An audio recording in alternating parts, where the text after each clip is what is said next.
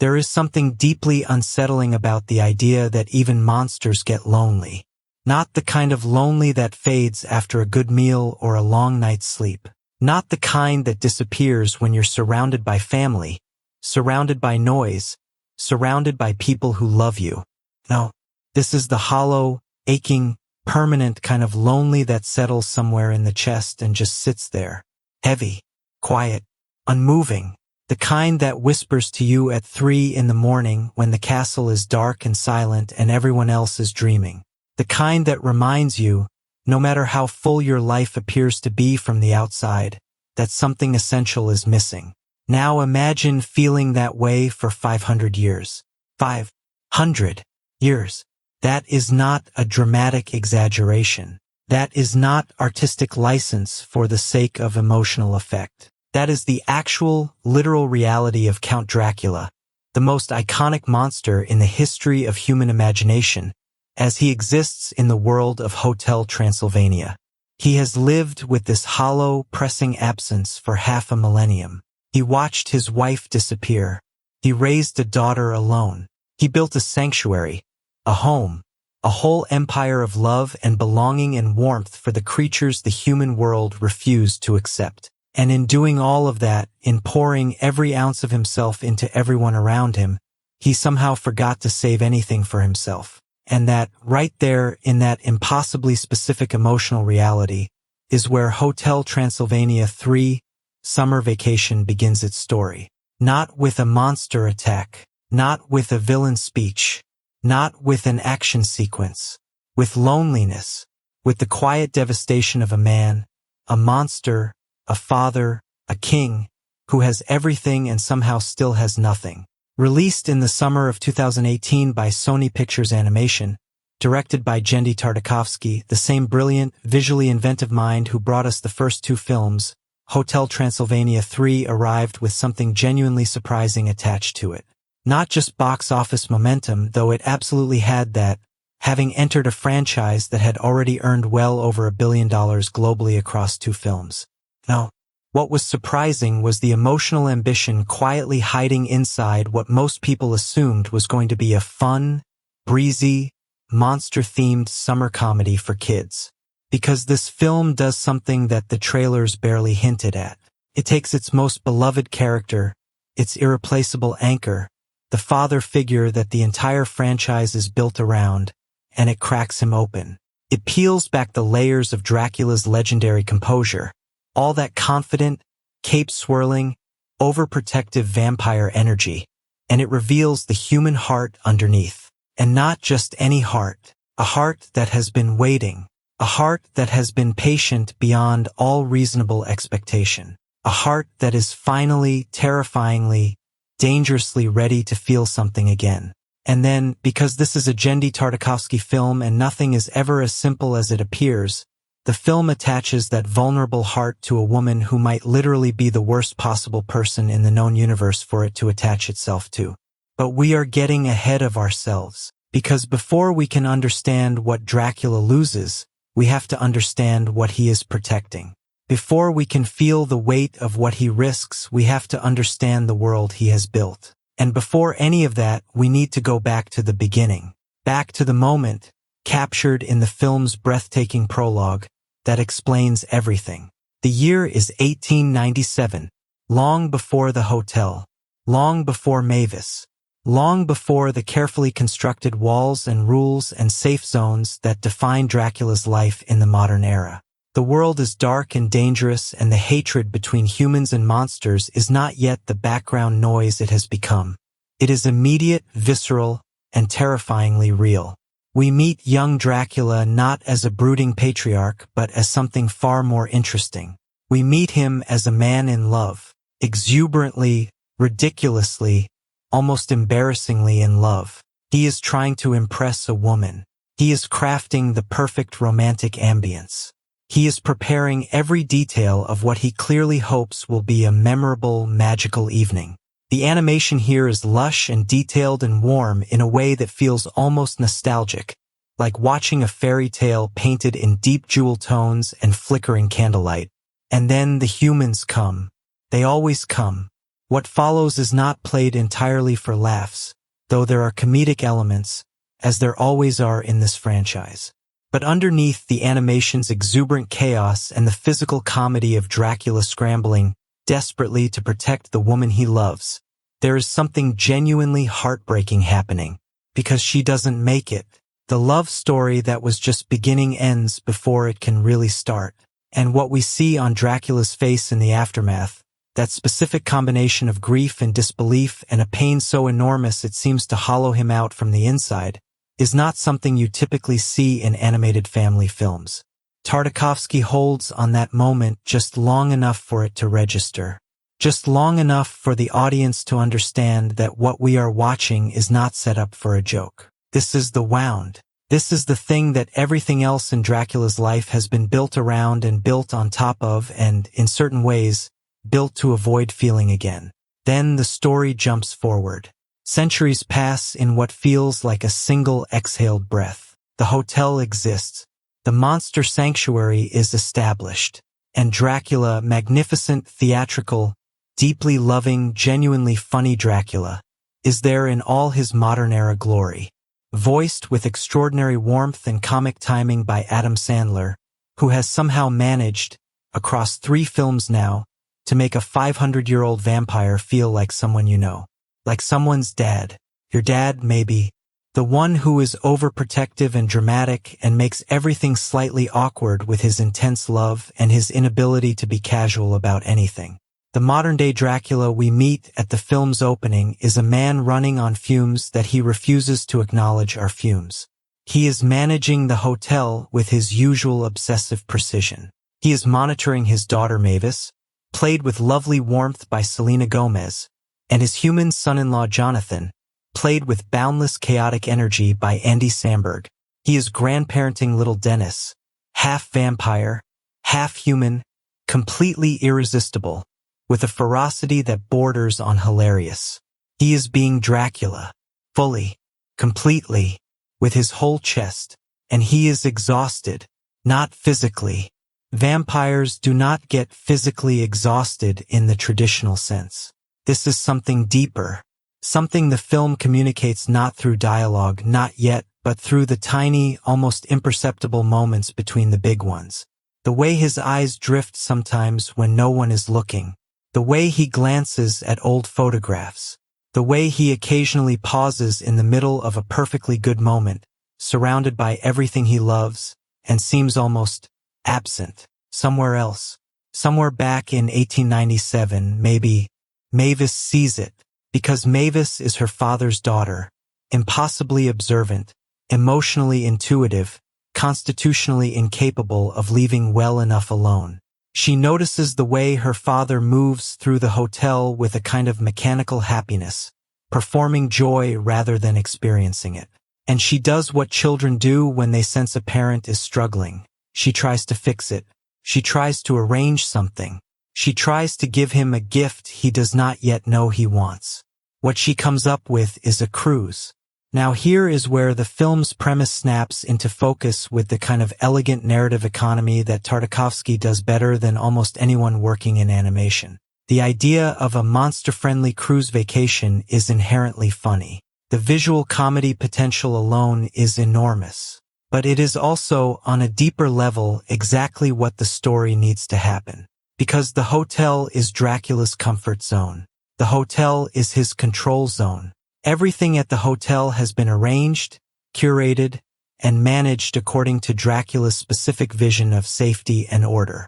Getting him off that ship, that enormous, looming, impossibly beautiful Gothic castle of a ship, means removing every safety mechanism he has ever installed around his own emotional life. It means exposing him. It means making him vulnerable. Mavis doesn't know that when she books the trip. She just wants her dad to relax. To smile a real smile, to maybe remember that he is allowed to enjoy things for himself, not just for others. What she does not know, what none of them know yet, is that this vacation is going to change absolutely everything. The SS legacy is something to behold. If the original Hotel Transylvania was a Gothic fairy-tale castle dressed up as a hospitality establishment, then the monster cruise ship is its oceanic counterpart, all dark spires and dramatic architecture rising from the sea like something a fever dream would conjure. It is explicitly designed to look like it doesn't belong in the ocean, and yet it sails perfectly, magnificently, with the confidence of something that has never once considered the concept of doubt.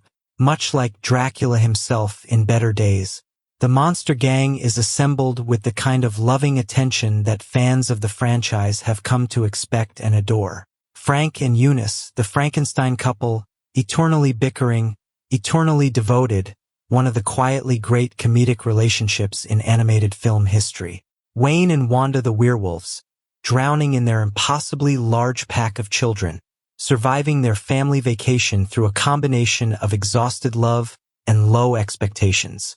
Murray the mummy, Griffin the invisible man, all the beloved regulars, all bringing their specific energy to the madness that follows. And then there is the ship's captain. Her name is Erica, and the moment she walks onto that deck, something happens in this film that you feel before you can name it. Not just because she is beautiful, though she is rendered with a kind of expressive, vivid animation that makes her immediately memorable. Not just because there is an obvious romantic tension in the air the second Dracula claps eyes on her, but because of how Dracula reacts, because of the way Adam Sandler's voice changes, because something shifts in the energy of the scene in a way that is almost electric. Dracula has been zinged. Now, in the mythology of the Hotel Transylvania universe, zinged is not a casual metaphor. It is not shorthand for attraction. It is the monster equivalent of what humans might call a soul bond, a destined connection, the cosmically specific moment when you encounter the one person you are meant to love above all others. It has happened to every major character in the franchise. It is what happened with Jonathan and Mavis. It is what happened with Dracula and his late wife, though that was the zing that broke him when it ended. And now, 500 years later, standing on the deck of a monster cruise ship in the middle of the ocean, surrounded by his whole chaotic, beautiful family, it happens again. The look on his face is almost painful to watch, because it is not happiness. Not yet. It is something more vulnerable than happiness. It is recognition. It is the dawning, terrifying awareness that the thing you convinced yourself you no longer needed, the thing you buried under 5 centuries of productivity and love and devotion and carefully managed emotional distance, is standing right in front of you, smiling, and you have absolutely no idea what to do about it. Dracula, the monster who faced vampire hunters and human hatred and millennia of isolation, is undone by a smile. And here is where the film becomes genuinely brilliant in a way that most animated movies simply are not. Because Erica has a secret so perfectly constructed for this specific story that when you fully absorb it, you realize this isn't just a cute subplot about a monster falling in love. This is a story about the most dangerous kind of vulnerability. This is about opening your heart to exactly the wrong person at exactly the right time, and what that costs, and what it teaches, and what it ultimately, unexpectedly gives you. Erica Van Helsing is the great-great-granddaughter of Abraham Van Helsing. The Van Helsing, the man whose entire life's mission was the destruction of Dracula. The man who dedicated his blood, his bones, his legacy, his lineage to the singular obsessive purpose of hunting down and eliminating the most powerful vampire in history. A man whose failure haunted him so completely that he passed the mission down through the generations like a sacred family trust. And now, in a twist that is simultaneously absurd and thematically perfect, the latest Van Helsing has ended up as the captain of the one ship in the world most likely to put her in direct proximity with her ancestral enemy. This is not coincidence. Erica planned it. She is on that ship, running that cruise line, playing the role of charming, capable captain, specifically because it was the best possible approach to get close enough to Dracula to finish what her great-great-grandfather started. She has been trained for this. She has been shaped by the obsession that preceded her birth. She has charts and weapons and plans and a very specific vision of what success looks like. What she did not plan for was actually meeting him. And here is where the film does something psychologically interesting. because the story of Erica Van Helsing is not simply the story of a villain who turns good because the hero is charming. It is the story of a person whose entire identity has been constructed around a hatred she inherited rather than chose. She hates monsters because she was raised to hate monsters. She hunts Dracula because her great-great-grandfather's unfinished mission became her mission before she was old enough to examine whether it should be. She has never, not once in her entire life, actually sat across a table from a monster and just talked. And now she is having dinner with one, and he is funny, and kind, and embarrassingly earnest in a way that is somehow endearing rather than irritating. And he is clearly, painfully, obviously completely smitten with her in a way that makes her laugh, really laugh, despite herself. And she does not know what to do with any of that. Meanwhile, Abraham Van Helsing himself, played with wild, joyful abandon by Jim Gaffigan in a performance that is one of the film's genuine comedic delights, is along for the ride. Literally. He is stowed away on the ship, miniaturized to a tiny size through years of failed anti-monster experiments, communicating with his great-great-granddaughter through various hidden devices, alternately encouraging her to finish the mission and being absolutely baffled by everything that is happening around him. He is a man who has spent decades in obsessive preparation for a confrontation with evil, and the evil is out there on the deck playing with his grandchildren and making terrible jokes about Dracula being old. The comedy of Van Helsing's sequences is perfectly calibrated. He is not a villain in any threatening sense. He is a zealot, a true believer, someone so locked into a narrative that was handed to him that he literally cannot see what is actually in front of him. He watches his great-great-granddaughter interacting with monsters, laughing with them, being treated with respect and warmth, and all he can process is that she is getting distracted from the mission. It never occurs to him to question the mission itself. That kind of questioning is not in his emotional vocabulary.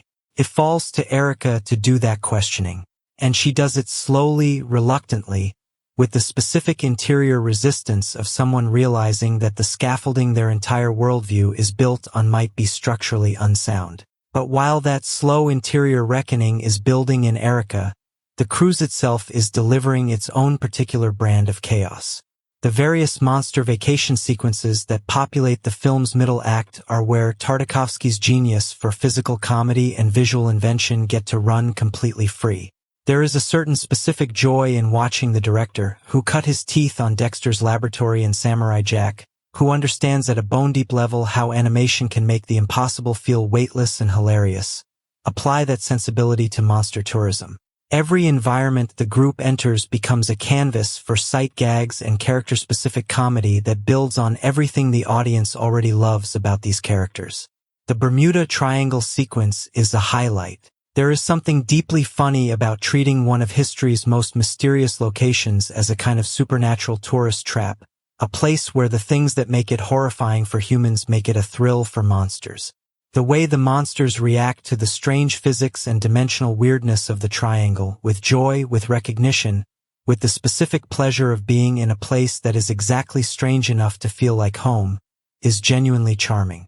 It tells you something real about who these characters are without stopping to explain it. The beach scenes are their own particular triumph. Watching monsters deal with sun exposure and sand and sea in the specific ways their creature natures dictate creates a kind of gentle comedy that works on multiple levels. Dracula's dramatic theatrical relationship with sunscreen.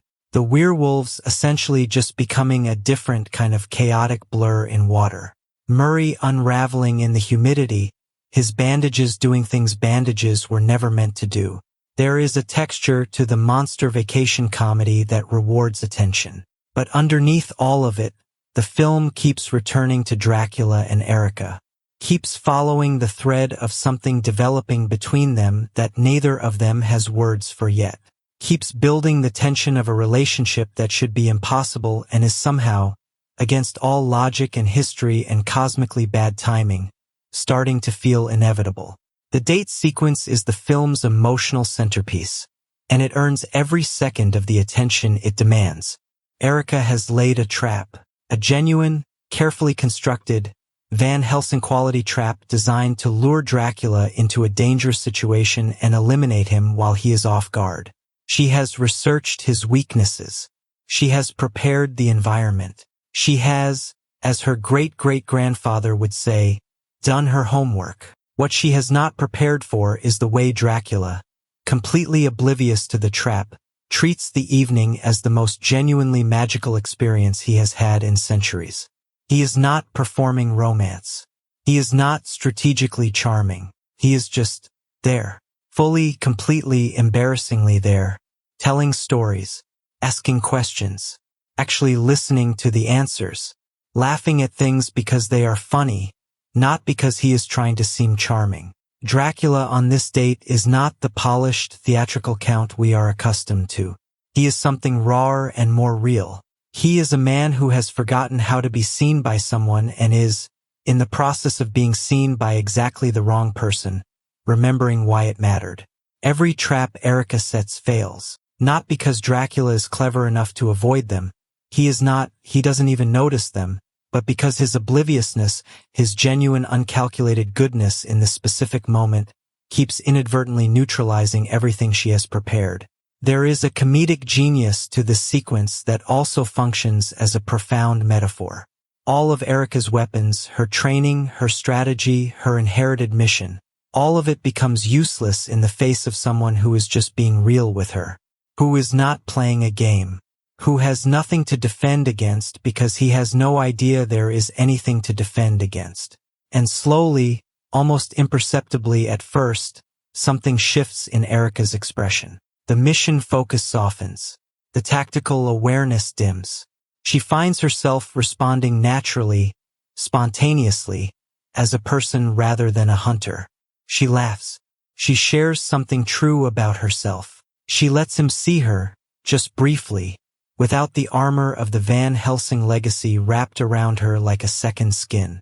It is one of the most emotionally precise sequences in the entire franchise. And it is doing two things simultaneously. It is building a genuine love story between two people who have every reason in the world not to connect, and it is laying the groundwork for the film's most powerful thematic statement about inherited hatred and the courage it takes to choose something different. Meanwhile, Mavis has figured out what's happening with her father. Let's talk about Mavis for a moment, because she deserves more credit than she sometimes receives in discussions of this franchise. She is not just the adorable vampire daughter with the cute bob haircut and the wide eyes. She is, across all three films, one of the most emotionally intelligent characters in the story. She is the one who pushed hardest for the original hotel to open to humans. She is the one who saw potential in Jonathan when literally everyone around her defaulted to fear. She is the one who, in this film, correctly identifies that her father is in love before her father can admit it to himself. And her response to that realization is so specifically, beautifully human that it hits differently every time. She is thrilled. She is excited. She is immediately, enthusiastically supportive in a way that reflects everything Dracula has modeled for her as a parent, complete, uncritical love for someone else's joy. But she is also, quietly, in ways she is not fully articulating even to herself, a little scared. Because if her father finds love again, if he builds a new relationship, then the family she knows changes. The specific shape of her father's devotion changes. And she loves him enough to want that for him while also being human, half human anyway, enough to feel the ghost of her own complicated feelings about it. She pushes past that complication. She chooses love over fear, as her father's daughter inevitably would. She becomes an enthusiastic, slightly chaotic matchmaker, doing everything she can to push Dracula and Erica together, while somehow remaining completely oblivious to the Van Helsing problem that is simultaneously threatening to blow the whole thing apart. Jonathan, for his part, is beautiful in this film in the specifically uncomplicated way that Jonathan is always beautiful. He loves everyone. He wants everyone to be happy. He picks up on emotional undercurrents with the specific sensitivity of someone who has learned to be very attuned to how the people he loves are feeling. And his response to Dracula's obvious infatuation is pure, uncomplicated delight. He is perhaps the only person on the ship who has no complicated feelings about any of it. He just wants his father-in-law to be happy. It's lovely. The children, Dennis and his little werewolf friends, provide their own stream of subplot energy that runs parallel to the main emotional narrative. The young monster kids navigating the cruise environment with the specific fearlessness of children who have never been told the world should frighten them is its own quiet commentary. They befriend things. They explore relentlessly. They trust without strategy. They are, in miniature, a demonstration of what the adult monster world might look like if it fully shed the weight of historical fear and inherited suspicion. And speaking of inherited suspicion, let's return to Van Helsing. As Erica becomes increasingly compromised by her actual human response to these actual monsters, Abraham Van Helsing doubles down. He is not complicated by contact with reality, because he has been carefully insulated from it. He has not been sitting with these monsters, breaking bread, sharing jokes, watching their children play. He has been in his hiding spots, communicating through devices, updating his plans, maintaining the clarity of his ancestral mission by simply not engaging with anything that might challenge it. There is something genuinely pointed in this portrait. Van Helsing represents a very specific human psychological phenomenon. The person who maintains hatred not through ongoing experience of the thing they hate, but through the careful avoidance of any experience that might humanize it. His prejudice is pristine precisely because it has never been tested by reality. His certainty is total because he has never let anything get close enough to introduce doubt.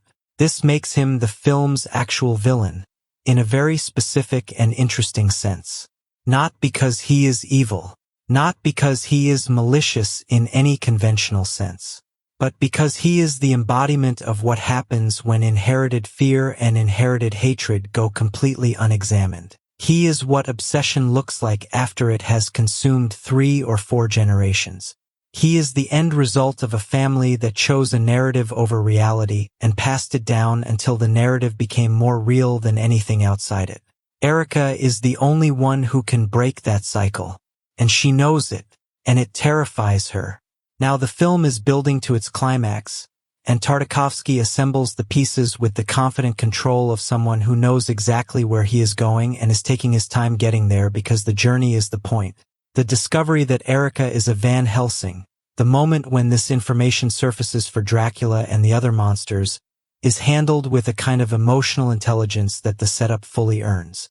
Because by this point, the audience has watched Erica change. We have watched her make actual choices, real choices moment by moment to prioritize people over mission.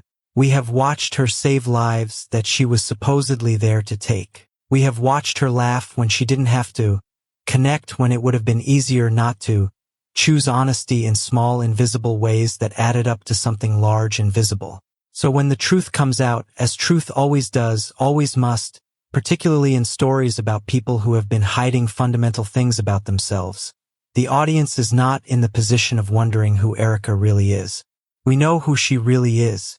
We have been watching her figure it out in real time. The revelation is not a betrayal. It is a crisis point, a moment where who she has been and who she is becoming are forced to exist in the same space at the same time, and only one of them can win. Dracula's response to the revelation is one of the film's most emotionally rich moments, because there are so many things he could feel. There are so many ways this could go, so many understandable emotional reactions that a 500-year-old vampire who has been betrayed in the most cosmically ironic way imaginable could have. He could shut down. He could rage. He could retreat behind the walls that kept him safe for 5 centuries. He has the perfect excuse to close every door he just opened. And you can see all of that processing in real time in the animation, in the specific qualities that Tartakovsky brings to Dracula's face in this moment, the micro-expressions, the hesitations, the flash of something old and protective moving across his features before something newer and braver pushes it aside. Because here is what Dracula knows, really knows in his deepest self, that he could not have known before this cruise. He knows what she chose. He watched her make choice after choice that the Van Helsing in her would never have approved of. He knows that who a person is not only the name they were born with or the family they came from or the mission that was handed to them before they were old enough to refuse it. He knows that identity is also made of choices, and he watched Erica make real ones. The film's finale mobilizes everything it has been building toward, and it does so with the specific energy of an animated movie that has decided it has earned the right to go completely wild in its third act. The threat comes from Abraham Van Helsing, who, after being patient and waiting and plotting for the entire voyage, has finally activated his ultimate weapon, a device designed specifically to destroy monsters. A final gambit from a man who will not let go of the mission even as everything around him suggests it might be wrong. The device works by weaponizing music, specifically a hypnotic song played by a DJ under Van Helsing's control that puts all monsters into a kind of compelled, incapacitated state. It is an elegant and funny and slightly unnerving premise that the right frequency, the right rhythm can override agency, can remove choice, can reduce even the mightiest creature to something helpless and passive, which, of course, is its own metaphor, because that is exactly what inherited hatred tries to do. It plays a song you did not choose at a frequency that bypasses critical thinking, and it tries to lock you into a state where the mission is all you can hear and everything else, all the actual real living complicated humanity around you, just becomes noise. Van Helsing has been listening to that song his whole life. He has been dancing to it. He has been teaching it to his descendants. And now, in this moment, he is literally playing it for everyone else.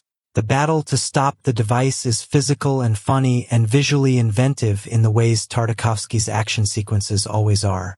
But the emotional center of it is Erica. She is the one who has to make the final choice. She is the one who has to decide, definitively, publicly, in a moment that cannot be undone, which song she is listening to. The one her great-great-grandfather composed for her, or the one she has been slowly, reluctantly, beautifully composing for herself over the course of this voyage. Her choice is not complicated by the time it comes, because the film has done the work of making it feel earned. It has shown us enough of who she is becoming that when she acts, it feels not like a dramatic conversion but like the inevitable expression of choices she has already been making. She is not transforming in this moment. She is arriving. She is stepping fully into the person she has been in the process of becoming. And the way Dracula receives that choice, the way he responds to being saved by a Van Helsing, is perhaps the most emotionally satisfying moment the franchise has produced. Because it does not feel like a victory. It does not feel like the hero winning and the villain losing. It feels like two people who were supposed to be enemies looking at each other across centuries of inherited fear and choosing, deliberately, with full awareness of everything it means to be something different, to start something new. The epilogue wraps things with the warm, celebratory energy that the Hotel Transylvania universe has always delivered on. Mavis and Jonathan's relationship is deeper and richer. Dennis is magnificent and growing into himself with the specific wonderful weirdness of a kid who gets to be exactly what he is without apology. The monster gang is alive and joyful and wonderfully, endlessly themselves. And Dracula and Erica, impossible, unlikely, deeply charming Dracula and Erica, are beginning something. Not a finished thing. A beginning. A first chapter of something that does not yet have a title, written by two people who had to travel extraordinarily far from where they started just to reach the same place at the same time. Van Helsing himself, in the film's closing moments, gets something I want to spend some time with before we move into deeper analysis. Because his resolution is not what you might expect from a traditionally structured villain arc, and that is interesting. He does not dramatically convert. He does not suddenly look at monsters with compassion-filled eyes and deliver a speech about the error of his ways. He is old. He is set. The song he has been listening to is deeply grooved into who he is. What he does instead is something smaller and more realistic and, in some ways, more moving. He stops. He gets curious. He allows, for perhaps the first time, the genuine reality of what he is seeing to reach him in a way that is not immediately filtered through the mission narrative. He does not become a monster lover, but he becomes, tentatively, someone who is no longer completely certain that his certainty was earned. That's enough. That's actually a lot. That is the beginning of the journey Erica has already taken most of the way. And the film wisely leaves it there. It does not rush him. It does not demand transformation as the price of resolution. It simply makes space for the possibility that old narratives can, slowly, painfully, begin to loosen. Now let's talk about what this film is actually doing thematically, because there is more here than the surface of a fun animated vacation comedy suggests. The Hotel Transylvania franchise has always been, at its most essential level, a story about fear of the other. The original film was about what happens when you build walls against what you fear instead of seeking to understand it. Jonathan walking into the hotel was literally a human walking into the place where monsters go to hide from humanity. And what the film said, quietly but clearly, was that what happens when you actually encounter the thing you fear is usually that it turns out to be a family. Turns out to be someone's parent and someone's child and someone who is just trying to get through the day. The fear was always about strangeness. The reality was always just people. Hotel Transylvania 2 built on that by exploring what it means to be a child of two worlds, to belong fully to neither category but to contain multitudes. Dennis is the embodiment of that half-human, half-vampire, entirely himself, a living demonstration that categories are less important than character. That film also had something to say about grandparents who love so fiercely they accidentally try to shape their grandchildren into who they wish they were rather than who they actually are. Dracula's arc in that film is about releasing control, about understanding that love expressed as control is not actually love. Hotel Transylvania 3 takes the franchise's central themes and focuses them most precisely, most personally, through the Van Helsing storyline. Because here we have, for the first time, a character whose entire existence is a monument to inherited fear. Erica did not choose to be a monster hunter. She was born into it. She was trained into it. Her great-great-grandfather's obsession was handed down through the generations like an heirloom, except instead of silver or stories, it was a worldview. A set of certainties about the world and the creatures in it that foreclosed curiosity and substituted mission for meaning. And the film asks gently but persistently, what does it cost to carry that? What does a person give up when their identity is entirely organized around something they inherited rather than discovered? What does it feel like to finally look directly at the thing you were told to hate and find that it is not what you were promised it would be? These are not lightweight questions. Dressed up in animated monster costumes and set against the backdrop of a monster cruise vacation, they are nonetheless the same questions that animate some of the most important conversations human societies are currently trying to have. About prejudice, about inherited hatred, about the stories we tell our children about who the enemies are, about what happens when the reality of the other turns out to be incompatible with the story you were given about them. The film does not belabor this. It does not pause the story to deliver a lesson. It embeds the thematic content in the emotional and narrative fabric of what is happening, which is exactly the right approach. Good storytelling never announces its themes. It dramatizes them. It makes you feel them before you can name them. And by the time you can name what Hotel Transylvania 3 is really about, you have already lived it emotionally for 90 minutes. Let's talk about the filmmaking itself, because Genndy Tartakovsky's visual language is one of the most distinctive and accomplished in contemporary animation, and it deserves the attention.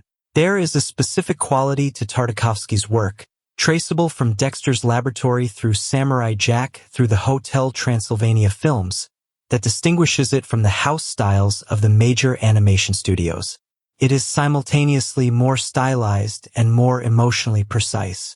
His character animation uses exaggeration in the specific way that the best classic cartoons did, not as a distortion of reality but as an intensification of it.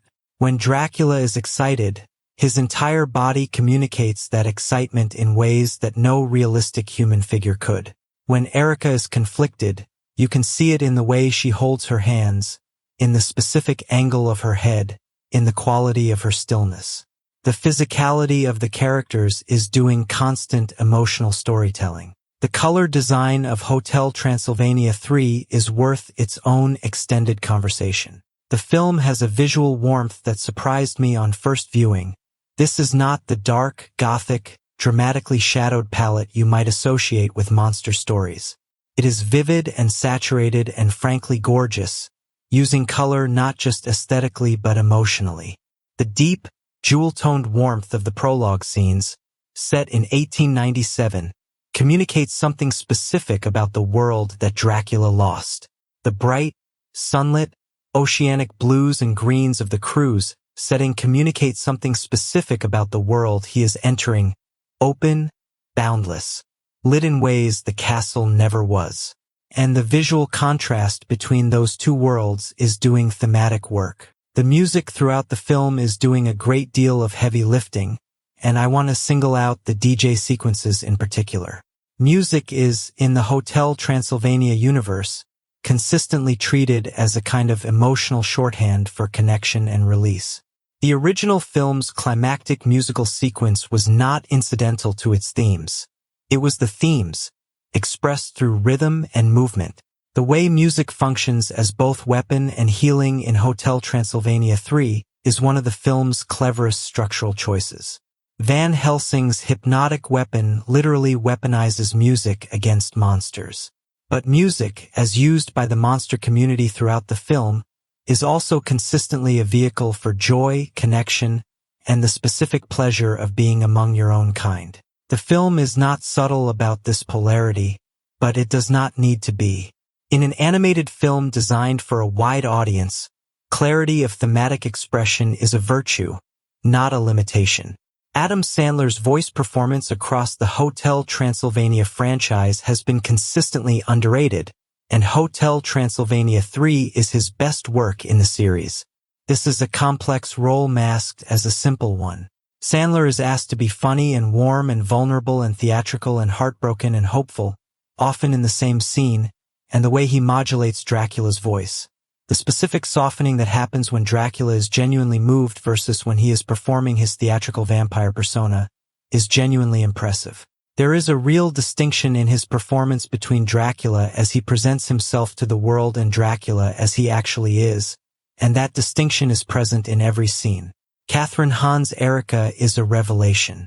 She brings a specific kind of alive, quick-witted energy to the character that makes Erica feel genuinely three-dimensional in ways that the role could easily have failed to achieve. Hahn is an actress who is constitutionally incapable of playing a character flatly, and it shows here. Every moment of Erica's internal conflict is audible in the way Hahn calibrates her line readings.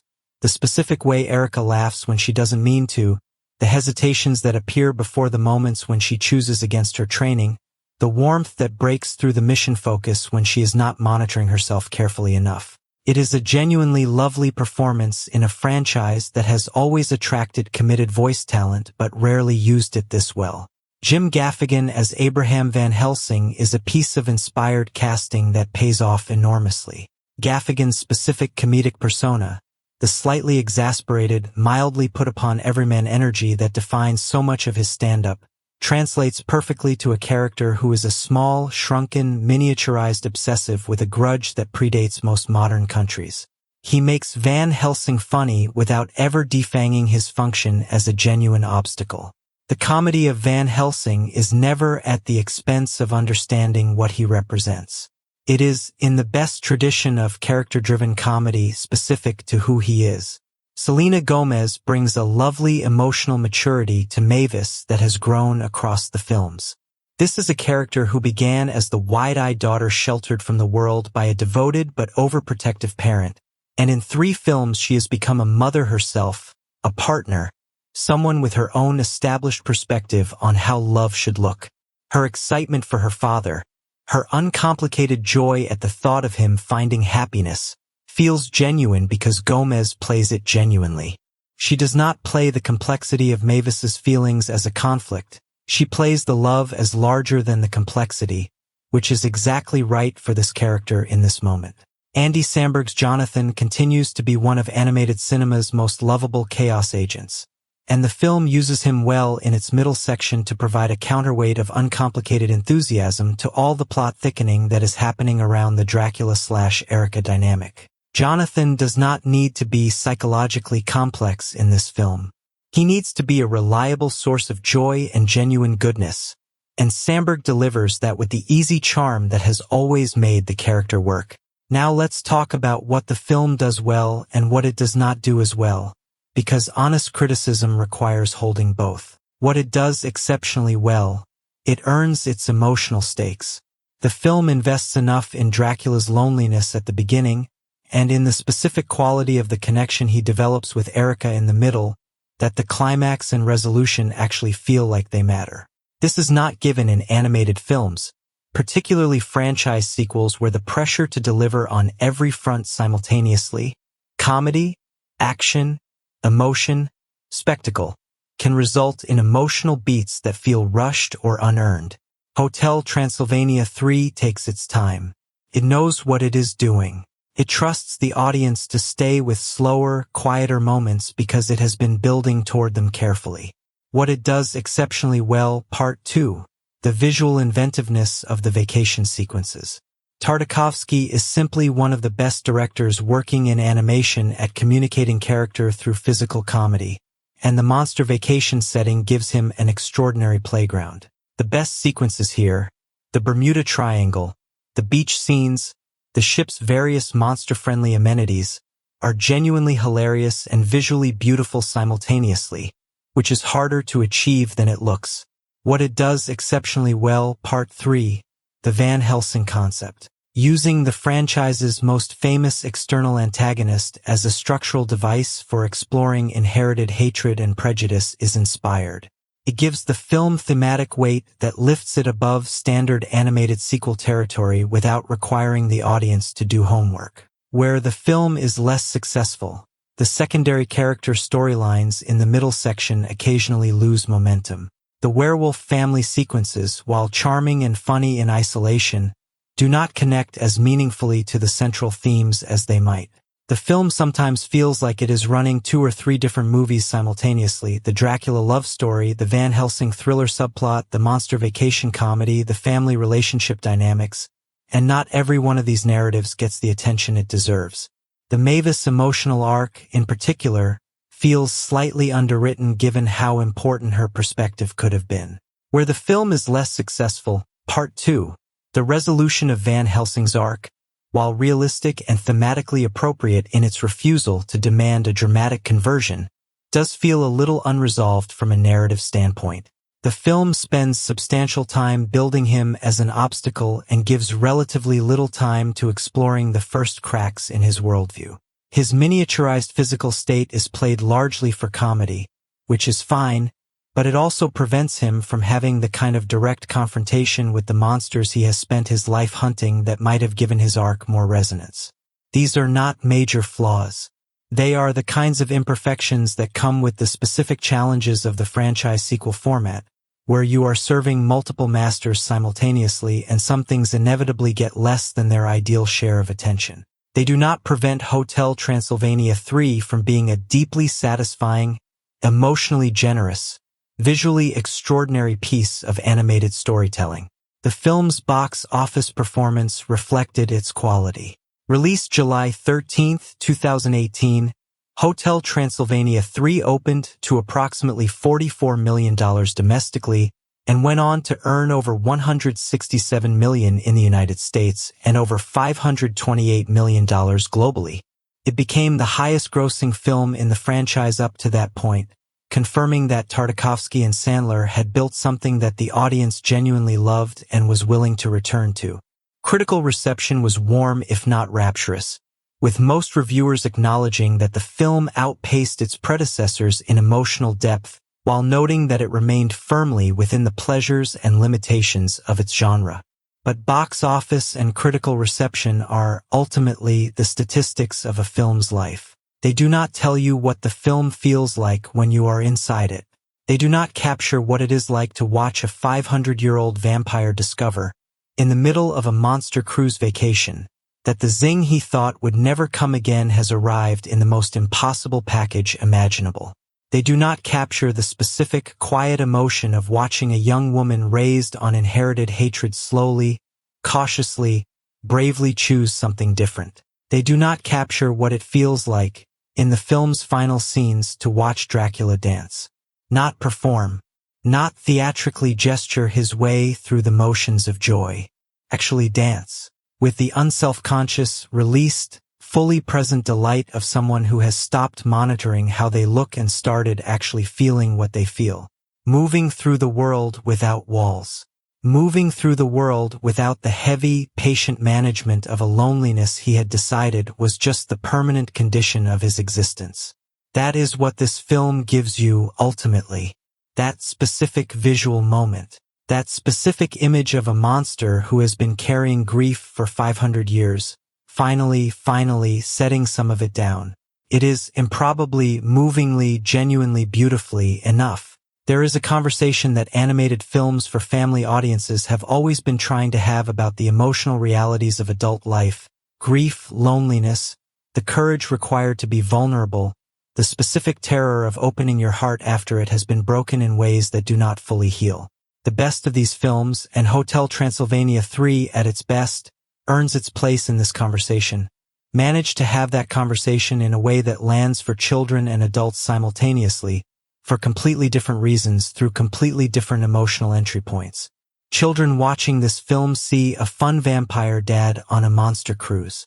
They see bright colors and funny monsters and a girl who is secretly a bad guy who turns out to be kind of good. They see Dennis and the kids having adventures. They see the ship's DJ. They feel the rhythm of the comedy and the warmth of the ending, and they leave the theater happy. Adults watching this film see something else happening underneath the animation. They see a man who loved and lost and spent 5 centuries building everything around the love rather than rebuilding the capacity for love itself. They see a woman who was handed an identity she did not choose and had to dismantle it piece by piece in real time while maintaining enough of it to stay operational. They see the specific courage of choosing, at any age with any history, to try again. They see the impossibility of inherited hatred changing, and the small, fragile, real possibility that it can. Both readings are true. Both readings are in the film. That is what Tartakovsky does at his best. He builds stories that operate on multiple emotional frequencies simultaneously, that give every member of the audience something real while never making anyone feel excluded from what is happening. Hotel Transylvania 3. Summer Vacation is not a perfect film. It has the seams of its construction visible in places. It makes choices in its third act that sacrifice some character complexity for narrative efficiency. It has secondary storylines that do not quite earn the screen time they receive. It is, in the final accounting, a mainstream animated franchise sequel, and all the expectations and limitations that implies are present. But it is also, in the ways that matter most, a deeply human film about deeply inhuman characters. It is a film that understands that loneliness is not a condition restricted to any particular species, and that courage is not the absence of fear but the choice to move despite it. It is a film that asks, quietly, whether the stories we inherit about the people we are supposed to fear are worth more to us than the actual people standing in front of us asking to be seen. And it answers that question the only way that matters, not with a speech, not with a lesson, but with a dance. With a vampire who spent 500 years building walls finally choosing, in a moment of terrifying, beautiful, improbable grace, to step outside of them. Does it stick the landing? Yes. Imperfectly, warmly, generously, exactly as imperfectly and warmly and generously as life tends to stick its own landings. The monsters are fine. Turns out they always were. The question was only ever whether the rest of us were brave enough to come close enough to find out. Not because it is flawless, because it matters, because it does what the best animated films do. It makes you feel something real inside something impossible, and it sends you back into your own very human, very ordinary, very non-monster life with something that wasn't there before. A small extra reminder that the walls we build to protect ourselves from hurt also, if we hold on to them long enough, keep out everything else. The joy, the connection, the dance. 500 years is too long to wait for anything. But maybe, just maybe, the waiting makes the moment you finally stop waiting feel like something worth every single impossible year that came before it. That is Hotel Transylvania 3. That is Dracula's story. That is, quietly, all of our stories, told in capes and fangs and the specific gothic glory of a monster cruise ship sailing through the Bermuda Triangle with a very tiny Van Helsing hiding somewhere in the engine room. Welcome aboard. The cruise was worth it. It always is. Let me take you back into this world one more time, because there are things we passed over, things that deserve slower, more deliberate attention. The kind of attention that a film this carefully constructed rewards when you give it. Consider, for a moment, the way the film opens on that 1897 sequence, not just as prologue but as thesis statement. Because everything that comes after it, every comedic set piece and romantic complication and monster vacation adventure, is in dialogue with what happened in that cold night in the 19th century. The film is not interested in presenting Dracula's loneliness as a neutral fact of his existence. It wants you to understand the specific shape of it. It wants you to feel the precise texture of what he lost. What he lost was not just a person. He lost a version of himself. The version that was capable of the kind of open, unguarded, embarrassingly earnest romantic investment we see him making in those prologue scenes. The young Dracula of 1897 is not the composed, theatrical, carefully controlled patriarch we know from the modern-era hotel. He is a mess. A good mess, the specific kind of mess that only absolute infatuation can make of a person who normally has themselves reasonably together. He is checking and rechecking his preparations. He is nervously adjusting things that do not need adjusting. He is practicing, probably, what he wants to say. He is alive in a way that is almost painful to watch because we know what is coming and he does not. The loss of his wife, the specific way it happens, the chaos and violence of it, the fact that it happens at the precise moment when his happiness seems most assured, does not just break his heart. It convinces him of something, teaches him a lesson. And the lesson, though it is a reasonable lesson given the evidence available to him at the time, is also exactly wrong. The lesson is, the world is not safe enough for this. Not for this specific, raw, undefended version of love. Not for a monster. Not for a creature like him, in a world that hates him, in a history that has made it clear that what he loves will be used against him. The lesson is, build the hotel. Build the walls. Build the sanctuary. Pour yourself into love, yes, but into the safe kind. The parental kind. The kind that is yours and no one can take it from you. It is an understandable lesson. It is also a lesson in self-limitation so total that by the time the modern era arrives and Dracula is running his hotel and grandparenting Dennis and managing everyone's lives with his characteristic loving intensity, he has almost entirely forgotten that there was ever any other way to be. He has built the walls so thoroughly that he cannot see them anymore. He experiences them as the natural shape of his existence, not as a choice he made in the wake of grief. This is what therapists and psychologists call a trauma response. The specific reorganization of a life around the avoidance of the conditions that produce suffering. It is not weakness. It is, in its own way, a form of genius, the psyche's extraordinary capacity to adapt to loss by restructuring the parameters of engagement with the world. Dracula did not disappear into grief. He transformed it. He channeled it into something constructive and beautiful and real. The hotel is real. The love he pours into Mavis is real. The community he built is real. But the man who was standing in that candlelit room in 1897 hoping to impress someone, that man is still in there, has been in there, sealed up behind the hotel and the responsibilities and the theatrical grandeur of Count Dracula's magnificent public persona, for 500 years. Waiting, not consciously, not patiently in any deliberate way, Just waiting, the way a part of a person waits when it is not allowed to participate in the life being lived around it. And the moment Erica steps onto that deck and Dracula sees her, really sees her in whatever specific ineffable way the Zing operates in this universe, that sealed-up man starts pressing against the door. The film's real subject, I want to argue, is not the love story. The love story is the vehicle. The film's real subject is the courage of reopening. The terrifying, necessary, not at all guaranteed courage of deciding, after whatever amount of time and hurt has accumulated, that you are willing to be that vulnerable again. That the risk of loss is worth the experience of connection. That a life organized around the avoidance of pain is not actually a life being fully lived. This is not a message exclusive to monsters. This is one of the central challenges of the human experience.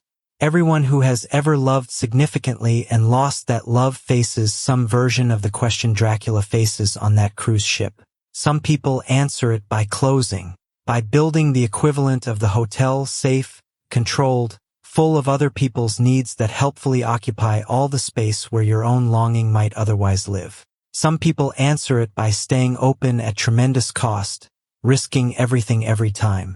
Most people do some complicated negotiating between those two positions across the course of their lives.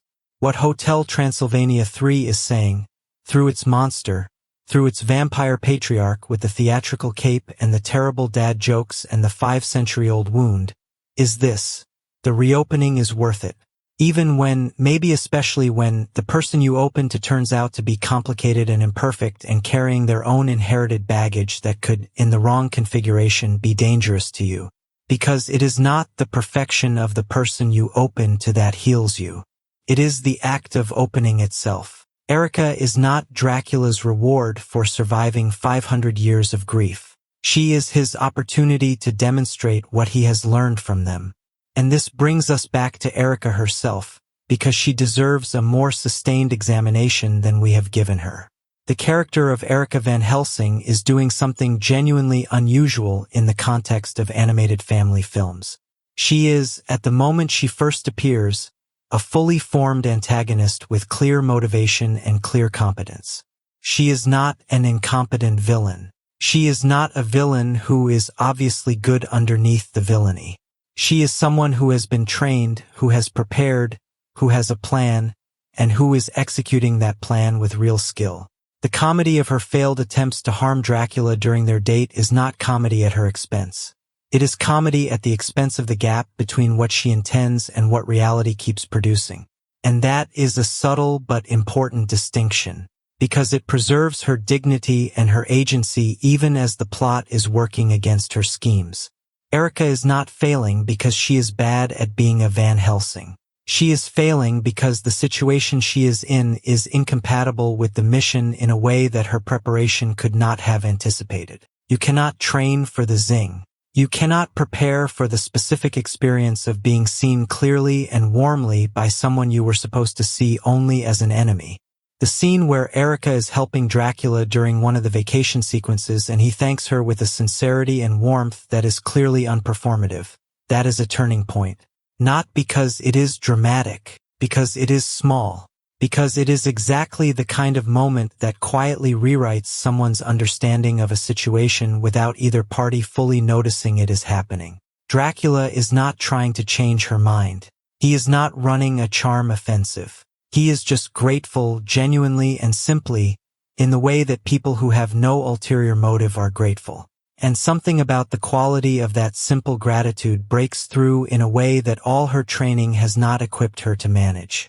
There is something Catherine Hahn does in her voice performance in these moments, a specific softness that appears in Erica's voice like light appearing through a crack in something solid, that is doing enormous emotional work. The audience hears it before they consciously register it.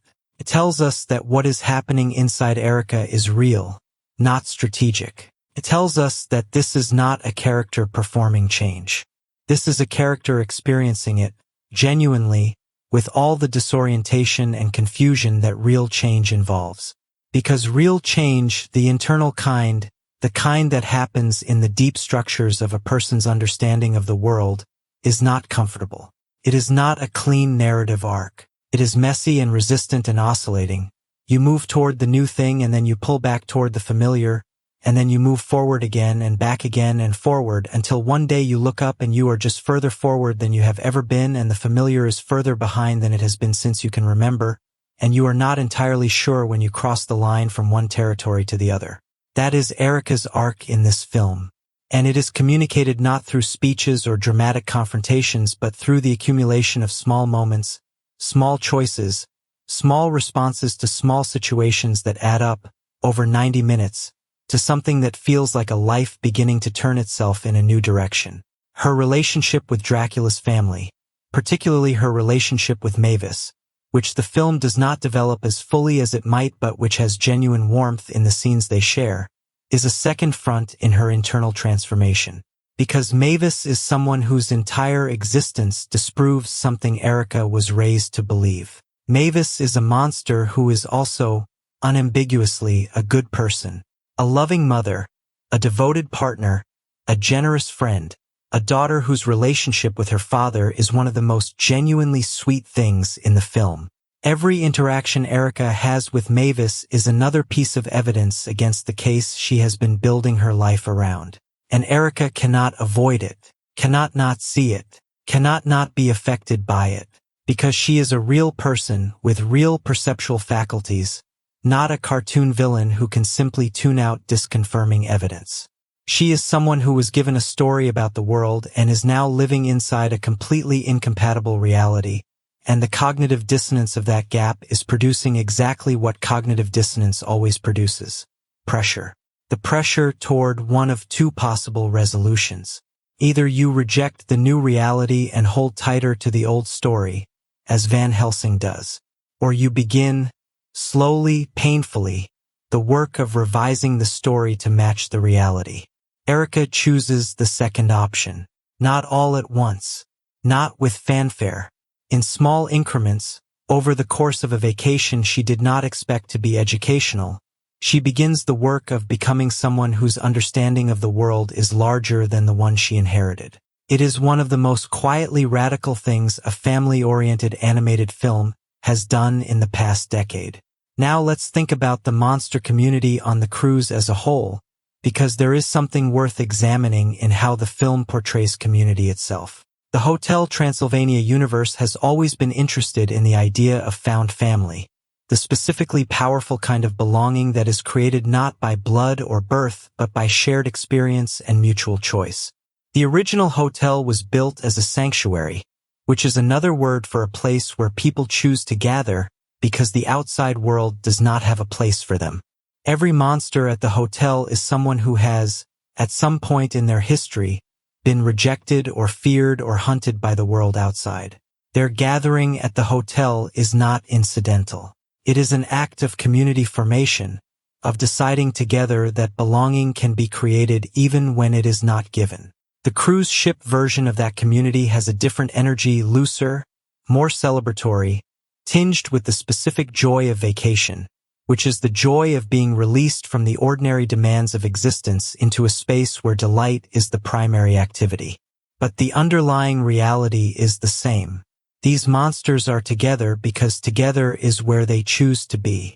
Because the outside world, for all its progress, has not yet become fully hospitable to what they are. And because the specific pleasure of being completely, uncomplicatedly yourself among people who know exactly what you are and love you for it is not a small thing.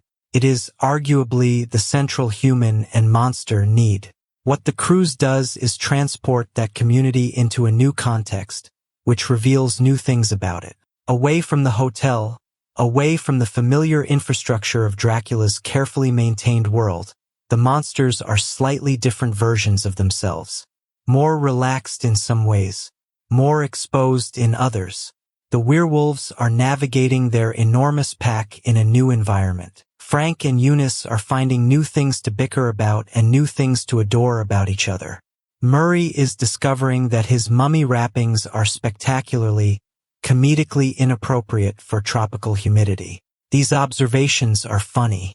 They are also the film's way of saying something true about community, that it is not a fixed thing. It is a living organism that reveals itself differently in different conditions. What the Hotel Transylvania community looks like when they are on vacation is not exactly the same as what they look like when they are home. But the essential thing, the fundamental connection, the mutual recognition, the quality of presence they bring to each other's lives, that does not change with the scenery. And it is this essential thing that Erica encounters and cannot dismiss. She was prepared for monsters in their native habitats. She was not prepared for monsters on vacation, being gloriously, messily, hilariously themselves among people they love. It is a disarmingly specific thing to be unprepared for. The physical comedy of the monster vacation sequences also deserves credit for how well it integrates character specificity. Tartakovsky's genius as an animation director includes his understanding that physical comedy is most powerful when it is revelatory, when the way a character moves through or responds to a physical situation tells you something true about who they are, not just what is funny. The way each monster deals with the crew's environment is entirely consistent with everything we know about them, which is what makes it funny. It is recognition humor, which is the warmest and deepest kind. There is a sequence involving Frank Stein and the ship's Jim that manages to be simultaneously the most physical comedy the film contains and a genuinely sweet character moment about a man who worries about his physical inadequacy in ways that his immense size makes poignant rather than absurd. Frank is constantly threatening to fall apart. Literally, his bolts are always coming loose, his stitches are always in some form of crisis. And there is something about the specificity of his physical comedy that also reads as a metaphor for someone who is always on the verge of feeling like they are not quite holding together. His relationship with Eunice is the story of someone who loves every mismatched, bolt-loosening, slightly coming apart part of him. And it is told almost entirely through physical comedy and the specific way they argue with each other. This is what the best animated films do.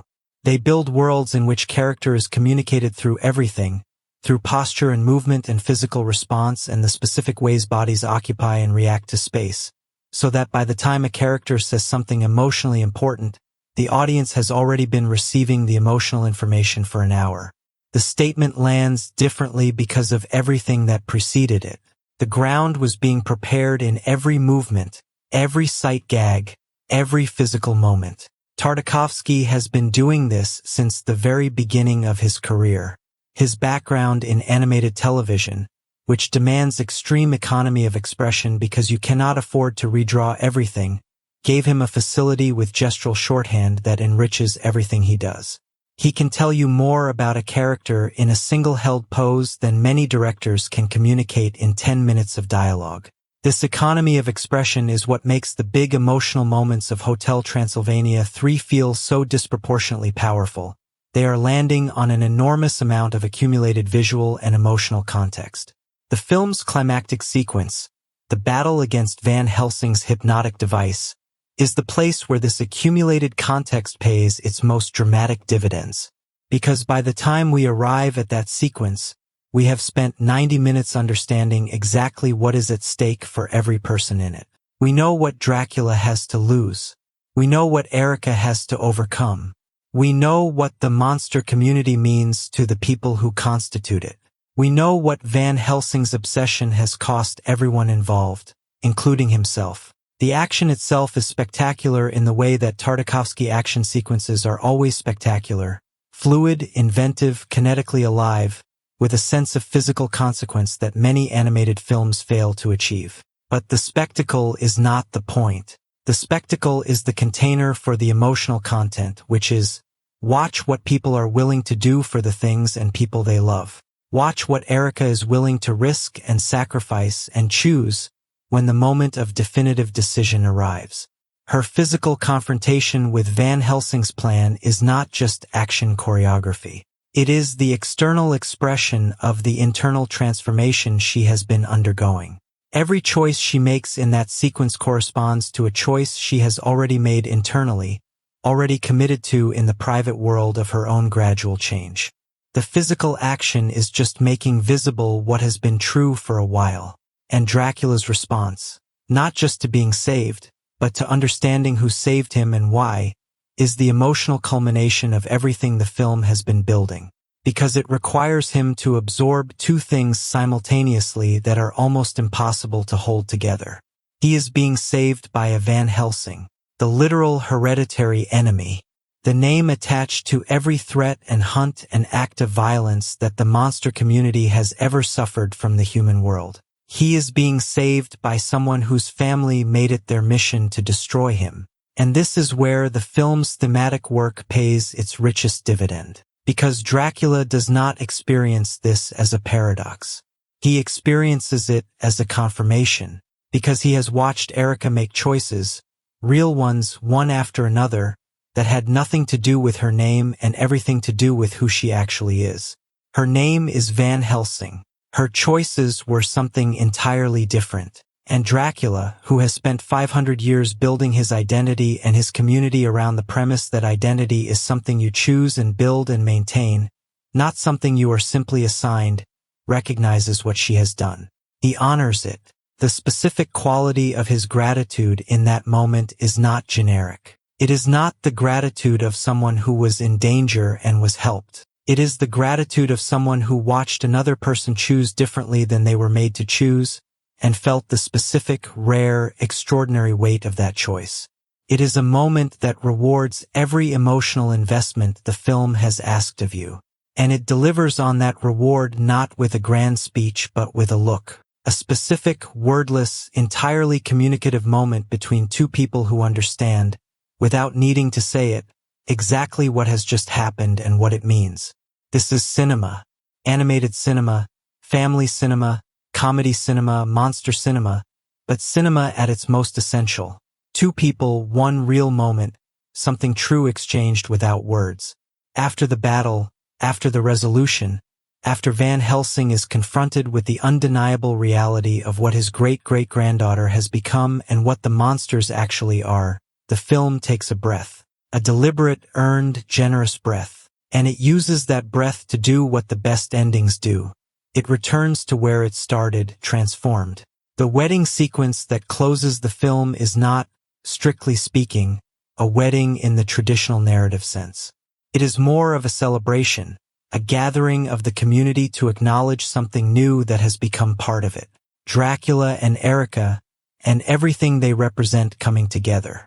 The Van Helsing and Dracula family lines, which have been in opposition for centuries, finding a way to coexist in the specific improbable persons of these two individuals who chose something different. The music in this sequence is doing everything.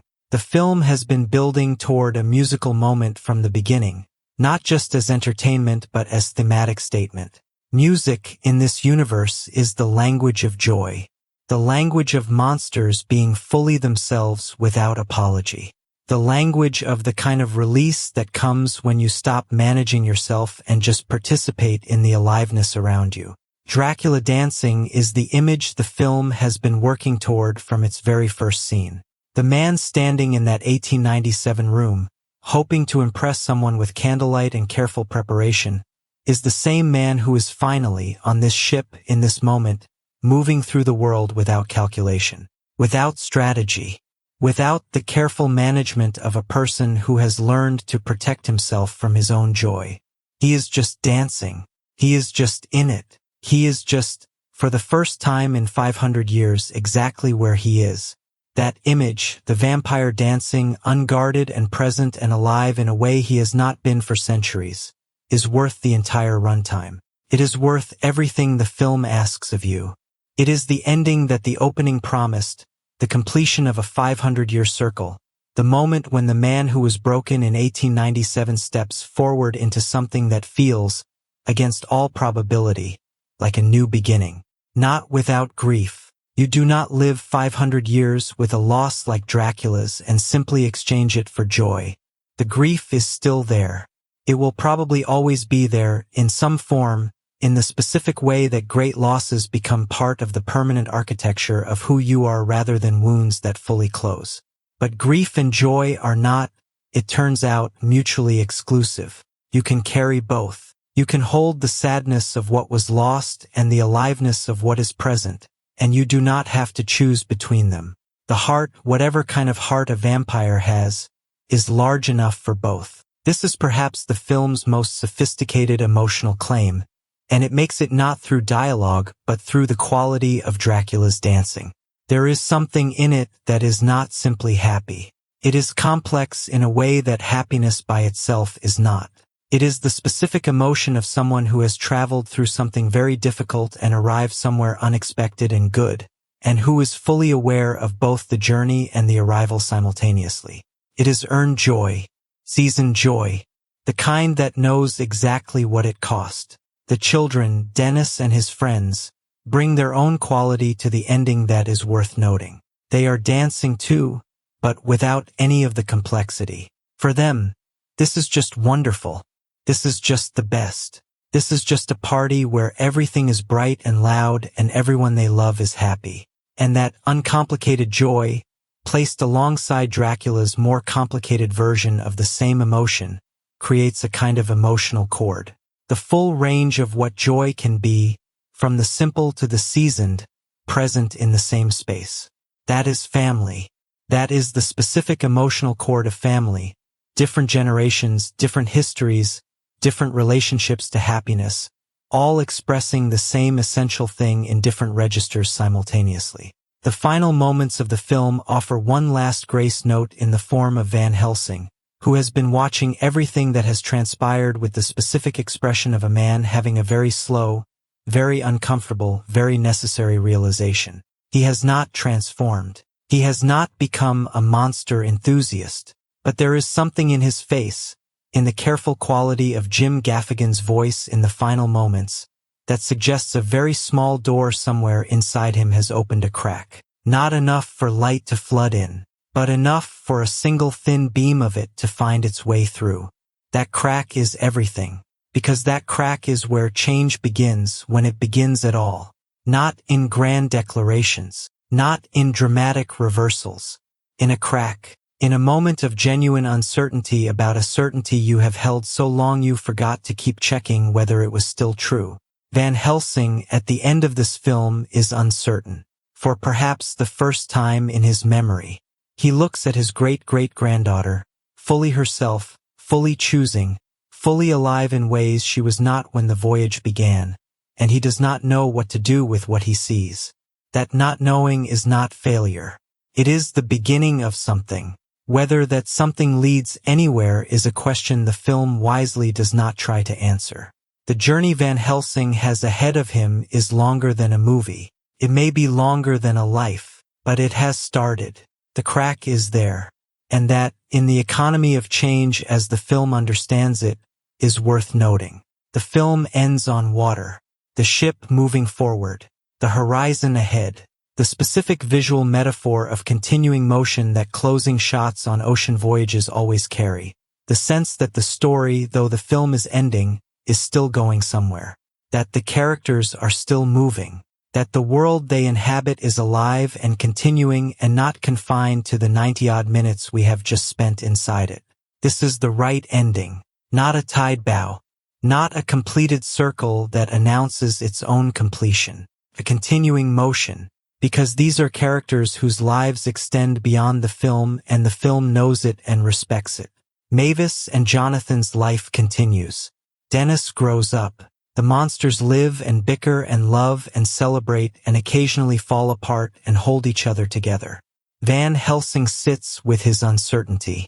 Erica and Dracula begin whatever they are beginning, together, into a future that has the specific quality of futures that are not yet written. There is freedom in that, the freedom of the unwritten, the freedom that comes when a story does not try to conclude what life does not conclude but instead simply marks a moment in the ongoing, a moment of arrival, of pivot, of change, after which everything continues different. That is what Hotel Transylvania 3 ultimately offers. Not a conclusion, pivot, a marked moment, before and after. The before being the 500-year wait of loneliness and the walls built around it. The after being the possibility, uncertain, thrilling, real, of something new. Before I leave you, I want to say one more thing about the franchise as a whole, through the lens of what this third film adds to it. The Hotel Transylvania series is, taken together, one of the more coherent emotional trilogies in recent animated film. It has a through line that is not just narrative continuity but genuine thematic development. Each film is about a different aspect of the same central question, which is what love requires of us when it encounters fear. The first film is about the fear of the other, the literal human in the Monster Hotel premise serving as a fable about what happens when you let someone you were afraid of into your world and discover they are a person. The second film is about the fear of change, specifically, the fear of raising a child who might be different from what you hoped or expected, and the love that is required to release your children into who they actually are rather than who you wanted them to be. The third film is about the fear of reopening, the specific terror of vulnerability after loss, the courage required to be seen again, the question of whether inherited hatreds can be dismantled and what it costs to do the dismantling. Each film is smaller than its premise suggests and larger than its genre implies. Each one is doing genuinely intelligent emotional work inside a commercially designed, broadly appealing, family-appropriate package. The packaging is not deception. The fun is real, the comedy is real, the entertainment value is undeniable. But the packaging is not the whole thing.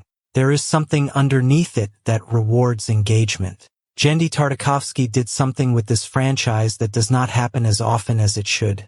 He made a trilogy that improved with each installment without ever abandoning what made the first one work. The world expanded without losing its coherence. The characters deepened without losing their essential natures. The emotional ambition grew without the films losing their lightness. This is genuinely difficult to do, and it is not done often enough in animation, where the sequel pressure toward bigger and louder frequently overwhelms any impulse toward deeper and more true.